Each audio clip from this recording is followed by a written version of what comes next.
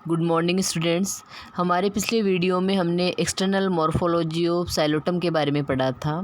आज हम पढ़ेंगे साइलोटम की इंटरनल स्ट्रक्चर। सबसे पहले है इंटरनल स्ट्रक्चर ऑफ राइजोम। जैसा कि मैंने एक्सटर्नल मॉर्फोलॉजी में आपको बताया था, साइलोटम का जो पादप शरीर है वो दो भागों में विभाजित होता है, भूमिगत प्रकंद और वायवीय पर्रो है।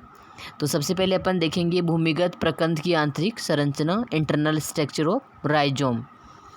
राइजोम के अनुप्रस्थ काट में निम्नलिखित संरचनाएं दिखाई देती है।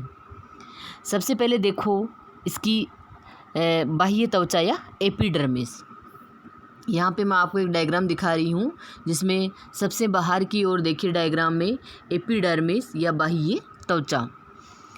तो साइलोटम के पर्रो है साइलोटम के प्रकंद की बाह्य त्वचा है वो एक परतीय तथा वर्गाकार या आयताकार मृदुत कोशिकाओं की बनी हुई होती है। यहाँ आप डायग्राम में देख सकते हो, बाह्य त्वचा है वो एक परतीय है और इसके निर्माण में जो कोशिकाएं भाग लेती है वो या तो वर्गाकार होती है या फिर आयताकार मृदुत की कोशिकाएं होती है।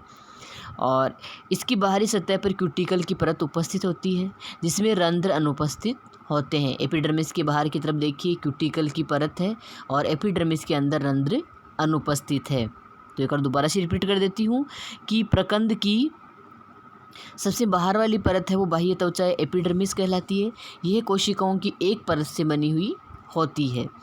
इसके निर्माण में भाग लेने वाली कोशिकाएं वर्गाकार या आयताकार होती है और इस बाह्य त्वचा के बाहर की तरफ क्यूटिकल की परत पाई जाती है। बाह्य त्वचा में रंध्र अनुपस्थित होते हैं।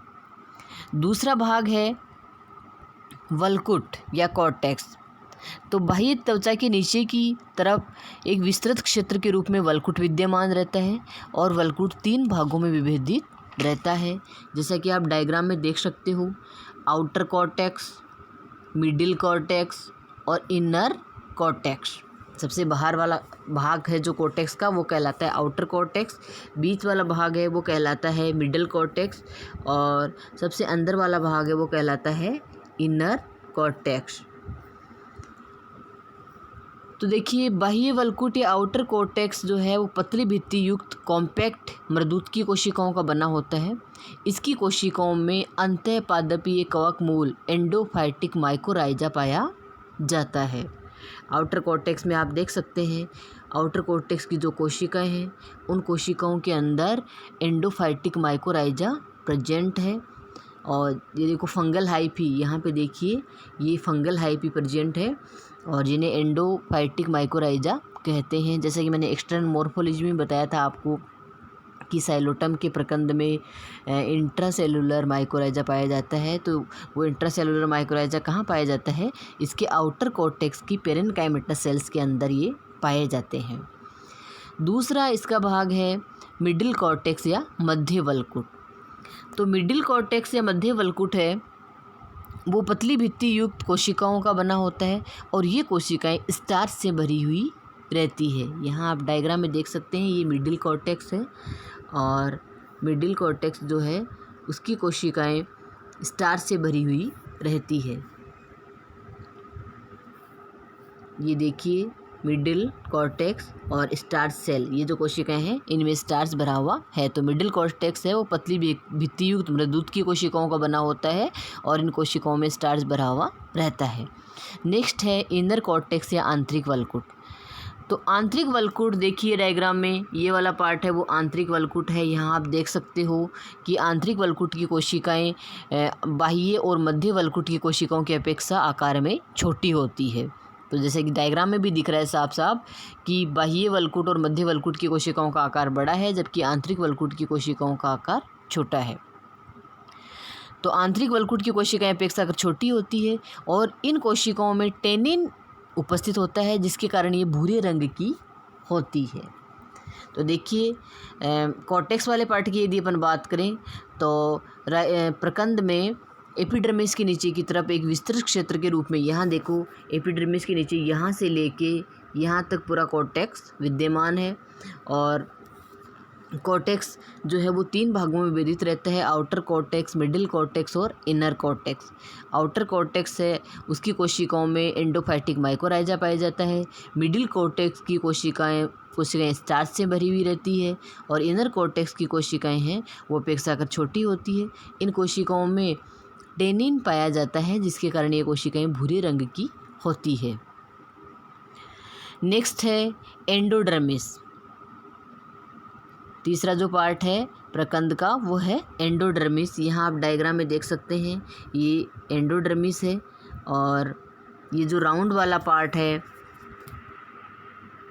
ये वाला पार्ट है वो एंडोडर्मिस को दिखा रहा है।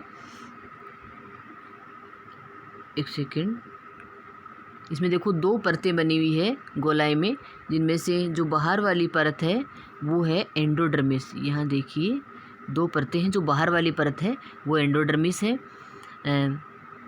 तो देखिए एंडोडर्मिस में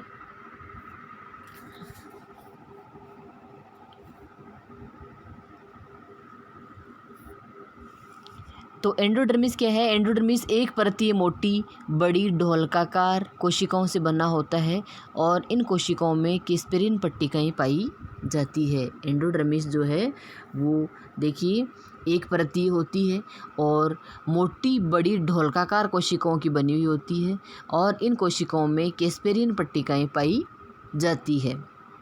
नेक्स्ट है परिरंभिया पेरिसाइकल। तो देखिए एंडोडर्मिस के अंदर की तरफ यहाँ देखो 2 परतें दिखाई दे रही है, जिसमें बाहर वाली परत है एंडोडर्मिस और अंदर वाली जो परत है वो है परिरंभिया पेरिसाइकल। एक बार मैं बताती हूँ आपको। देखिए ये वाली जो परत है वो परिरंभिया पेरिसाइकल है। 2 परतें हैं, बाहर वाली परत जो है वो एंडोडर्मिस है और अंदर वाली परत है वो परिरंभ है। तो परिरंभ यहाँ पे एक परतीय होता है और यह रंभ का सबसे बाहरी आवरण होता है। नेक्स्ट है रंभ या स्टील। यहाँ देखो ये जो अंदर वाला पार्ट है वो रंभ या स्टील है। ये पूरा पार्ट यानी परिरंभ के अंदर का जो पार्ट है वो पूरा का पूरा रंभ या स्टील है, जो 2 भागों से मिलकर बना होता है। इसमें अंदर है जाइलम और बाहर है फ्लोएम।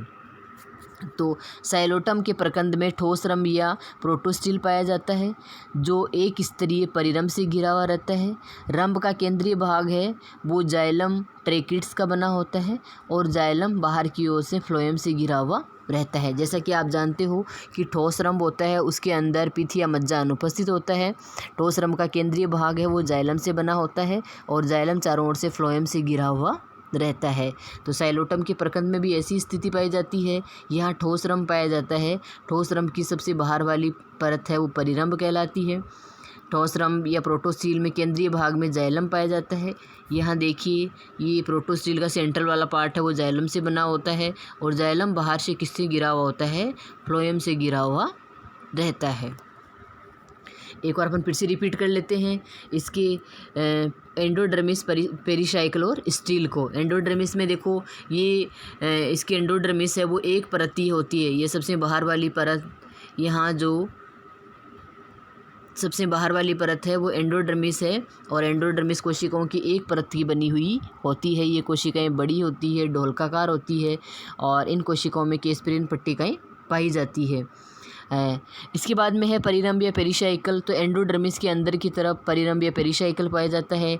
परिरंभ भी एंडोडर्मिस की तरह एक परतीय ही होता है और यह रंभ या स्टील का सबसे बाहर वाला आवरण बनाता है। नेक्स्ट देखिए रंभ या स्टील। तो साइलोटम में प्रोटोस्टील या ठोस रंभ पाया जाता है। ठोस रंभ में जैसा कि आप सभी जानते हो ठोस रंभ के केंद्रीय भाग में पीथ या मज्जा अनुपस्थित होता है। ठोस रंभ की सबसे बाहर वाली परत है वो परिरंभ कहलाती है और ठोस रंभ का जो केंद्रीय वाला भाग है वो जाइलम का बना होता है और जाइलम जो है वो चारों ओर से फ्लोएम से घिरा हुआ रहता है। ये देखो केंद्रीय भाग पूरा जाइलम से बना हुआ है और जाइलम चारों ओर से फ्लोएम से घिरा हुआ रहता है। Thank you.